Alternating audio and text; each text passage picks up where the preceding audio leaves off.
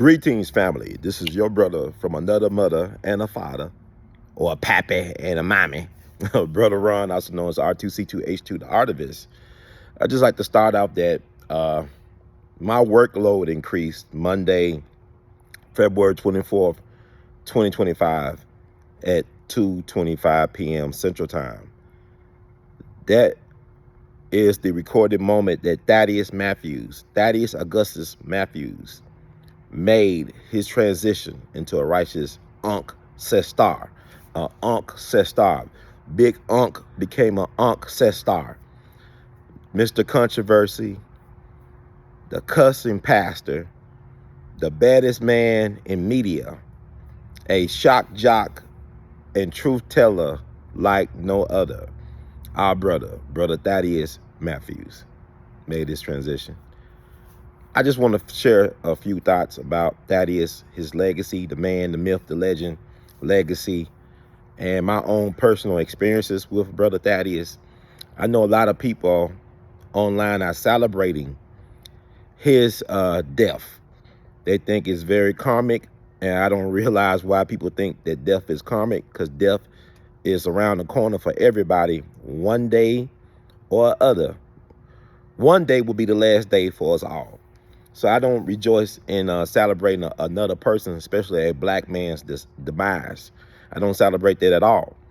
But what I want to bring light to is a side of Thaddeus. It may not get as much exposure or likes or views in the social media sphere. I want to share my own personal experience with Brother Thaddeus and what I think about his passing and what his legacy means for the future of Memphis and future generations. And that's how. So I've been aware of Thaddeus since the 2000s. I listened to him from time to time. I was not the most devoted Thaddeus Matthews listener, but I would tune in on occasions, because Thaddeus, to me, to be honest with you, he was the best investigative journalist in the city of Memphis in Shelby County, Tennessee. He was the best investigative journalist, and was even more impressive, he came out the mud. He was self-made, God-made, self-made, out the mud with it. He did not go to any journalism school. He was self-taught, and he did pretty well for himself. Independent, was not boss, was not bought. That's Brother Thaddeus, a true Memphis original. And so I followed him back in the late 2000s, right? And Thaddeus did some great interviews that he don't. A lot of people focus on the sensationalism of what he did, or what what his career was about. But I'm looking at the substance, not the glitz and glitter, but actually the meat of what he brought to the table. And he brought a lot of meat, ample substance to the table. He did some interviews with a guy named Bear, whose father was the alleged leader of the Dixie Mafia, who had a big hand in the assassination of Dr. Michael Luther King Jr. I mean, Dr. Martin Luther King Jr. For those who know, they know. So Thaddeus did a series of interviews with Bear that really got me to see another side of Thaddeus, man. He was providing such a great service for the community. Now, they talking about Trump is declassifying the files on what happened to JFK and RFK Sr. and Dr. King, but Thaddeus was ahead of the curve. He actually interviewed a guy who said his father was in the details. He was a devil in the details in the planning of the assassination, the carrying out of the assassination of Dr. King. He interviewed that guy, Ron Bear, who I think he said his father was involved, and also his brother was the alleged assassin or sniper. He also interviewed Baba Dick Gregory as it related to the King stuff, because Baba Dick did a lot of work in laying out the groundwork of what happened to Dr. King, to the days leading up to his assassination and the aftermath of his assassination. He did a lot of important work with Mark Lane on the King assassination.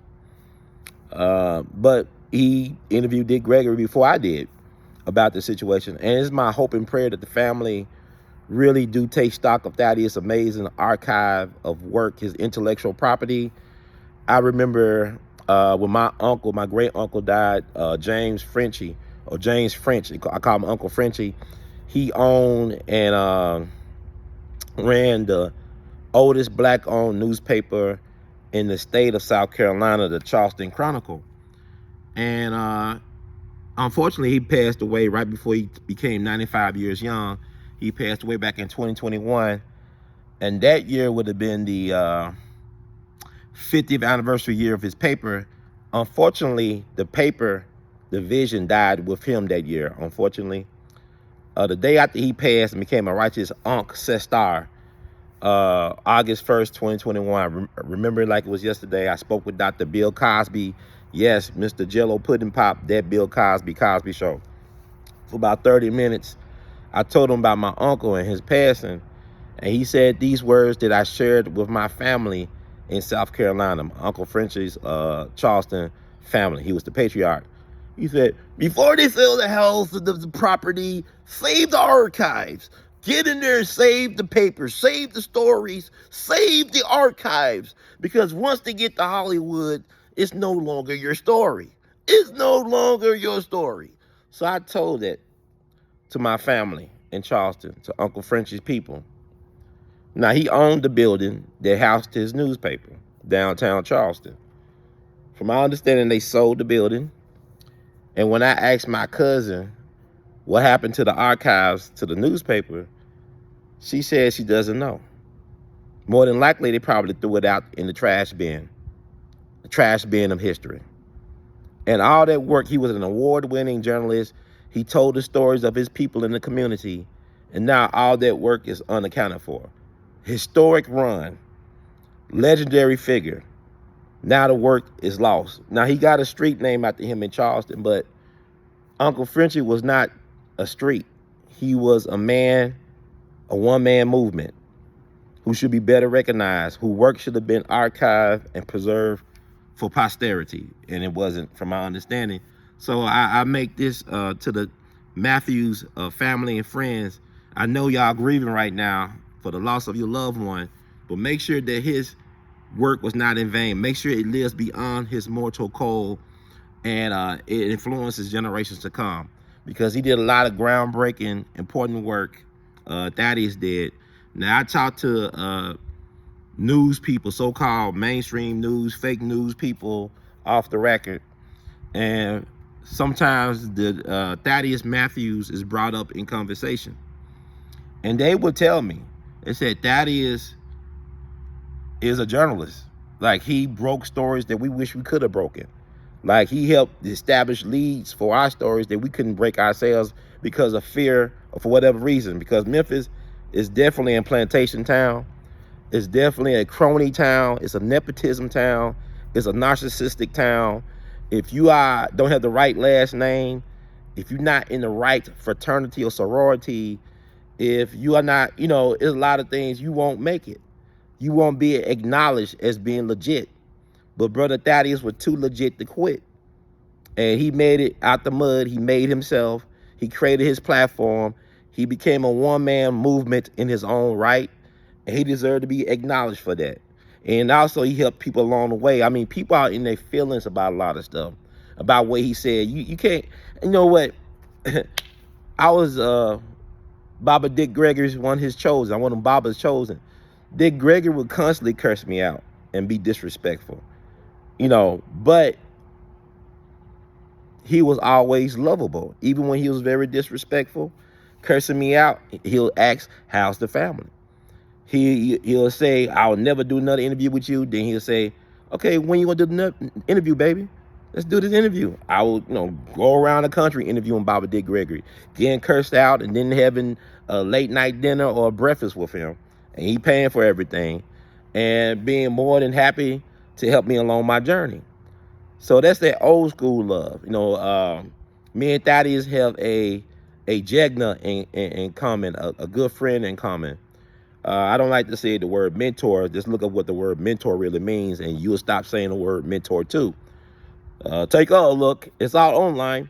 But what I'm saying is, we had a special individual named Emerson Abel Jr., who was the baddest man in music education in the city of Memphis, one of the greatest, if not the greatest band director in the city's history.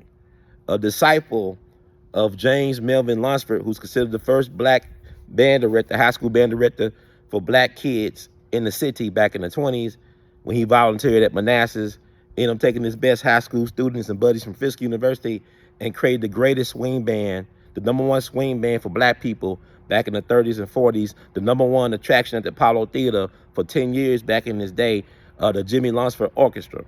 That was Mr. Abel's person. Jimmy Lunsford blew up, was bigger than Duke Ellington and Count Basie. Glenn Miller said that Duke is great, Count is remarkable, but Lunsford tops them both because Glenn Miller wanted to be Jimmy Lunsford. Jimmy Lunsford was like Magic Johnson to Glenn Miller's Larry Bird, but I digress. Getting back to the story at hand, Jimmy Lunsford, when he got big, famous, successful, and wealthy, would always come back to Memphis to do free concerts and musician clinics at Manassas High School. Mr. Emerson Abel was influenced by that. He was a part of the Manassas High School band, the Rhythm Bombers. So he was very taken by Jimmy Lunsford. That was his music hero.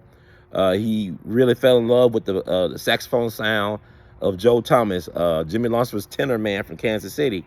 So Mr. Abel eventually became a high school band director. He was a college band director at HBCUs, high school band director at places like Manassas and Westwood and things of that nature. This phenomenal person. He sent so many people to scholarships. He sent so many people to college on music scholarships. Like they came very proficient in their instrument. They went on to college scholarships. He helped so many people. And one of the people he helped was Thaddeus Matthews. When he was going to Manassas High School, he joined the band on Mr. Abel. Now, Mr. Abel also, when he was a band director at Manassas High School, he had Isaac Hayes. He had Black Moses came through his band program, but he kicked Black Moses out the band program, ended up working for Isaac Hayes and Stacks for the Isaac Hayes movement. But he was a good friend of mine. And he passed away 10 years ago. This upcoming summer will be 10 years since he passed away, which is crazy to think about. And he just had a thing about Thaddeus. Thaddeus was a gifted trumpet player. Mr. Abel talking about how gifted Thaddeus was playing the trumpet in his band. I believe Thaddeus ended up transferring. But they stayed in touch, as Thaddeus became of age and became an important, influential voice in his own right, a very important pillar in the community. Mr. Abel would still encourage Thaddeus in his pursuit, in his work, in his God work. And Mr. Abel had he raised so many kids through his music program, and Thaddeus was one. And what I love about Thaddeus is the fact that he'll never let anybody forget that Mr. Emerson Abel Jr. was the actual founder of the Southern Heritage Classic, which is having problems right now. But he founded the Southern Heritage Classic in his living room. He designed the first logo for the Southern Heritage Classic. He had the connections to HBCUs. He's a proud alum of Tennessee State. And also he's a band director with HBCU connections and all that. So he helped actually set up what Fred Jones and his people have benefited from. Now I guess Fred Jones co-founded the Southern Heritage Classic with Mr. Abel Jr. But Mr. Emerson Abel Jr., from my understanding, has not been officially recognized by that organization, which has made millions and millions of dollars. But I digress. But Thaddeus was not even quiet. Even right before he passed, he posted on Facebook that Mr. Abel founded the Southern Heritage Classic. So that was our people. I guess Mr. Abel got a thing for loudmouth, loquacious trumpet players. I played trumpet cornet. Thaddeus played trumpet. And you talking about somebody cussing, you talking about the cussing pastor had nothing on the cussing band director or the cussing teacher, which was Mr. Abel. I heard Mr. Abel cuss at packed out funerals in churches. And then people would just say, oh, this is Abel being Abel. It's just Emerson being Emerson. Like he was able to get away with this stuff, just cursing. So sometimes he would curse me out from time to time. Like I'm used to the old school guys like Mr. Abel and Dick Gregory cursing me out. I feel like I'm standing in the gap for a lot of people when they cuss me out. Now I know what the bigger picture was. It spoke to a frustration that brilliant black men have had over the ages. Like if you're very brilliant, Mr. Abel was very gifted, true Renaissance man, great artist, calligraphy out this world. If you got a handwritten letter from Mr. Abel, you was a blessed person. He really loved you because that man took pride in his handwriting. His penmanship was impeccable. Visual artist extraordinaire, amazing musician and teacher. And so, you know, I thank Thaddeus for eulogizing Mr. Abel at his home going to Mississippi Boulevard Church back in the summer of 2015. He did a great job. And my thing is, what I have learned is that some of the most intelligent people on the planet swear, they cuss. Very intelligent people know how to express themselves in many different colorful ways. And what that is, I think people miss out on, because I had, we honored him 10 years ago this year with a Lifetime Achievement Award, We All Be Lifetime Achievement Award. And the talk that is in his offices on airways, and then also to encounter him in the streets, man, like whether it be the KKK rally that happened in 2013, whether it be Nathan Bedford's birthday rally celebration, the first Grand Wizard of the Klan. He had a statue where he was buried underneath with his wife down on Union Avenue downtown since 1904. And Thaddeus went to one of the last rallies that they had before they removed the bodies, the remains, and the statue back in December 2017. He came and had an impromptu debate with the Nathan Bedford fans, and y'all call them white nationalists, whatever, right wing, whatever you want to call them. Nathan Bedford was a Democrat, and he was part of the delegation of 1868 Democratic Convention, but that's another story. But Thaddeus was a true public intellectual. He had an amazing mind. If you get beyond the sensationalism, he knew his audience well. Sometimes he'd do some of the low vibrational stuff to bring attention to what he really wanted to talk about that was full of substance. It's kind of like he predated Charleston White. Like, you know, Charleston White owes a debt to a person like Thaddeus Matthews, the Cussing pastor, because he created a lane for other people to come down. He did the hard work of being a pioneer. This is the voluntary state, Tennessee. So he made a way for. So Thaddeus was most definitely a pioneer in truth telling and being a shock jock. He fit right in with the Memphis narrative. Memphis is the birthplace of black radio. WDIA was the first black radio formatted station in the country. What I mean by black radio formatted, it was geared towards the black consumer. That started in Memphis back in October of 1948. So some of the first disc jockeys of color, or some of the first black disc jockeys, were black folks from Memphis, like Nat D. Williams, the celebrated teacher, Booker T. Washington High School, and also pioneer in promoting Memphis music, culture, and heritage. And you think about B.B. King was even a disc jockey at one point at WDIA. And also Ada B. Wells Barnett, the iconic, you know, my Black History dream girl. Her career as a journalist started in Memphis back in the late 19th century when she owned the Free Speech and Headlight. Not only was she a journalist, but also she owned her own newspaper platform. And eventually the people ran her out the South, not just white people, but black folks ran her out the school system because they thought she was making too much trouble, talking too much about the inequities as it related to black children and black teachers in that system. And also white people ran her out the South and destroyed her newspaper. And she never came back officially, I guess, if, you know, because they threatened to end her life if they ever caught her around Memphis or in these parts. But Thaddeus fit right into that narrative of, you know, black media heritage, being part of a Memphis tradition of being a pioneer in that. And also, I like to say this as well. Like I said, Thaddeus, like I encountered him at the Klan rally back in 2013, as well as the Nathan Bedford Klan Grand Wizard rally back in 2016. Thaddeus was very, very articulate, very much an intellectual. He had a lot of interesting things and perspectives. And if you had the chance to encounter Thaddeus outside of his persona as the Cussing pastor, you was in good company. The man was brilliant.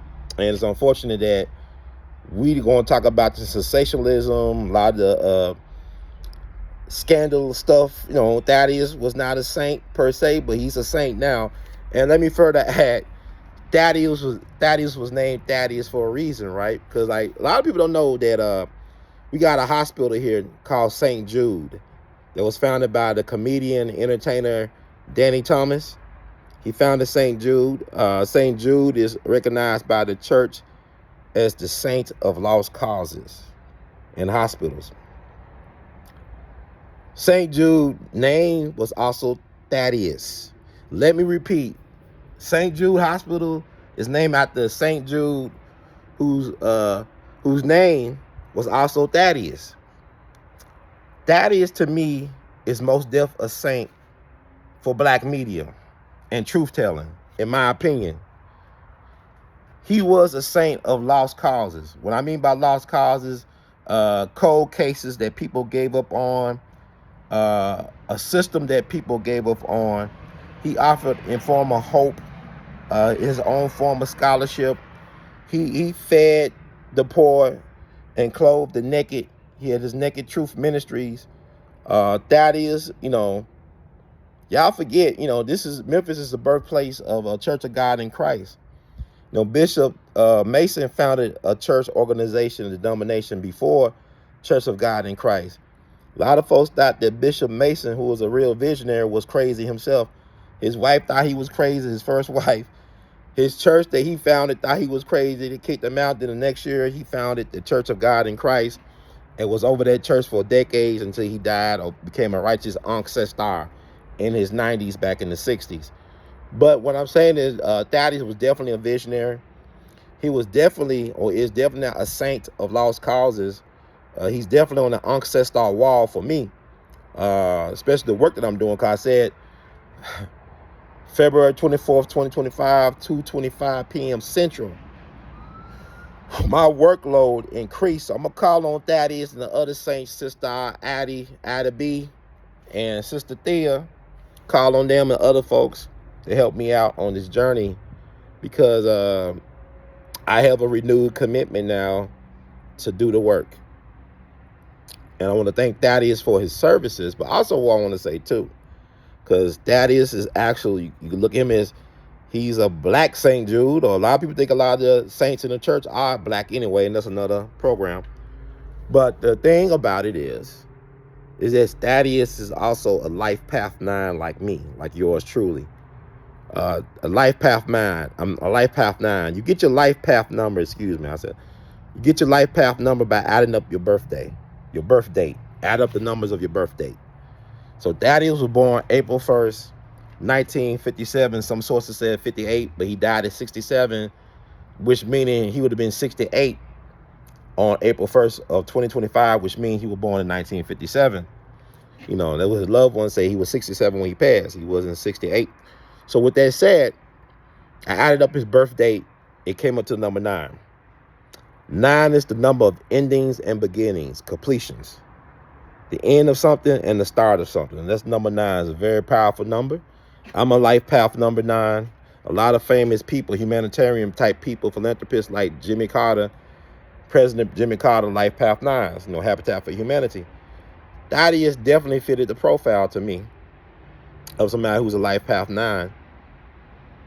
He actually did humanitarian work by his platform, exposing corruption, telling unpopular truths, trying to inform the people that he was serving.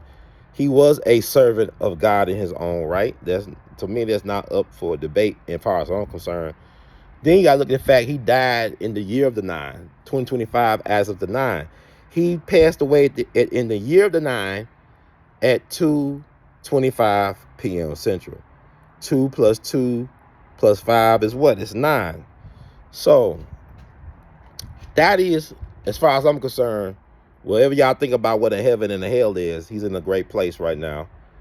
And also I say this, death is not final. It's only the beginning. Death is not final. It's only the beginning. Death is not final. It's only the beginning. With that said, energy never dies. It's never the end. We can access Thaddeus energy now to help us right some wrongs, because the year of 2025 is the year of the ancestors or ancestors. So we could call on Thaddeus and other ancestors to help us finish the mission. So with that said, I want to send my amplified blessings and condolences To the family of Brother Thaddeus Matthews, to his widow, Mel, to his daughter, Dominique, and so many other family members, thank you, thank you, thank you for sharing this amazing, humane being with the rest of us. We are grateful. A lot of us don't understand the loss right now. When we lost Thaddeus, there is a void in media right now. Thaddeus did the job of a whole organization by himself. Man was a one-man movement, one main movement, and a force of nature. And I would do my part to make sure that he's remembered as far as I'm concerned. And I hope that the family do preserve his life work, his God work for posterity, as well as to license his work. I mean, there's money in Thaddeus. I guess, young Dolph, the late great young Dolph, would have been 40 this year in August, or was it July? Young Dolph was born July, or was it August? But he's a Leo. But he paid Thaddeus to feature Thaddeus in his video, in his song, whatever like that. He knew the value of Brother Thaddeus, and we got to understand the value of Brother Thaddeus. He had heart problems. People trying to figure out where he died from. Man, I'm gonna tell you something. It sounded like he died from a broken heart. Because really, we didn't really appreciate Thaddeus like we should as a community. I mean, it's people out here that did really appreciate Thaddeus. But when you're doing this work, it could be a lonely existence. Then people think that you're supposed to be perfect, and you're not going to be perfect because you're a human being. You're not supposed to be perfect.